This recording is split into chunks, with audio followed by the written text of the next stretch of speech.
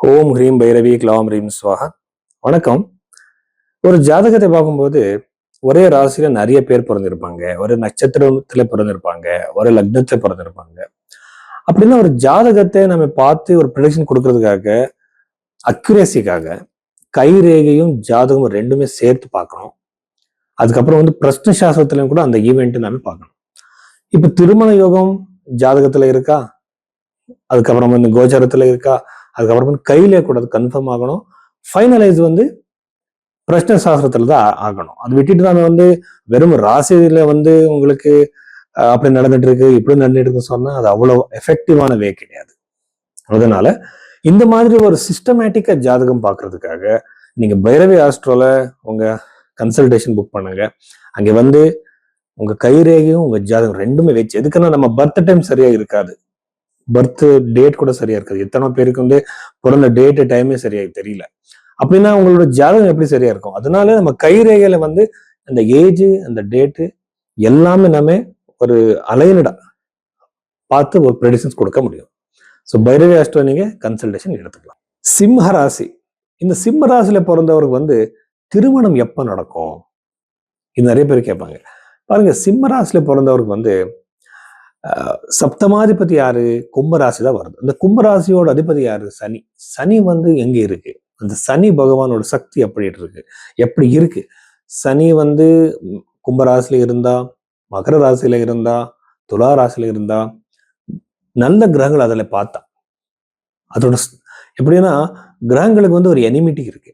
சத்ரு கிரகங்களோடு கூட இருக்கா, நண்பர்களோடு இருக்கா, இல்ல என்ன நியூட்ரலான கிரகங்களோட இருக்கா, இந்த எல்லாமே நாம பார்க்கணும். இப்ப சனிக்கு சத்ரு கிரகங்கள் எல்லாம் இருக்காங்க.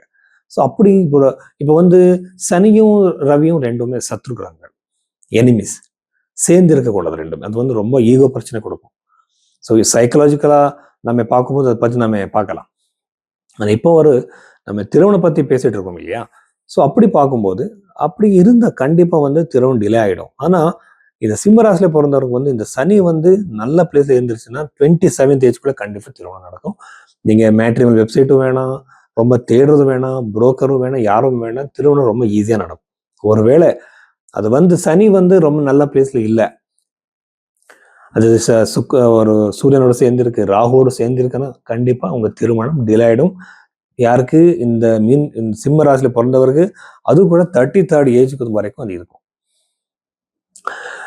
ஒரு தடவை சனி நல்லாவே இல்லை, ரெட்ரோகிரேடும் ஆயிருக்கு, அப்படின்னா வக்ரி ஆயிருக்கு, கம்பஸ்ட் ஆயிருக்கு, அது நல்ல பிளேஸ்லயே இல்லை, அது ராகுங்க எல்லாமே கலந்து இருக்கு. எல்லாம் எப்படி பார்த்தாலும் கூட சனி கிரகம் நல்லாவே இல்லை, ரொம்ப வீக்கா இருக்குன்னு பாருங்க. அப்படி இருந்துருச்சுன்னா உங்க திருமணம் ரொம்ப ரொம்ப டிலே ஆயிடும். எப்படின்னா சம்பந்தம் வராது, சம்பந்தம் திருமணம் வரைக்கும் போகாது, போனாலும் கூட ஏதாவது ஒரு பிரச்சனை. சில பேருக்கு என்கேஜ்மெண்ட் வரைக்கும் கட் ஆகுது, சில பேர் பார்த்துட்டு போவாங்க, ஆனா ஒரு பதிலும் சொல்ல மாட்டாங்க.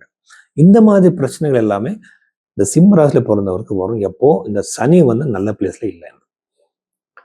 அதனால இதுக்கு பரிகாரங்கள் பண்ணணும். பரிகாரங்கள்னு சொன்னா பயப்படுறதுக்கு ஒண்ணுமே இல்லை, அதை நீங்களே ஈஸியா சொல்லலாம், நீங்களே ஈஸியா பண்ணிக்கலாம்.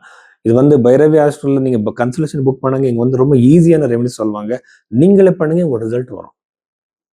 பாருங்க, நம்ம செஞ்சிருக்கிற கர்மத்தினால தான் நமக்கு பிரச்சனை வருது. அதுக்கு சம்பந்தப்பட்ட பிராயஷ்சித்த கர்மம் பண்ணுங்க, ஈஸியா முடிஞ்சிடும். அதை விட்டுட்டு பெருசான பூஜை, ஹோமம், ஜெம் ஸ்டோன்ஸ் என்னென்னமோ இருக்கு, அதெல்லாம் பண்ணாதீங்க. அதெல்லாமே ஜோதிடத்துல இல்லை.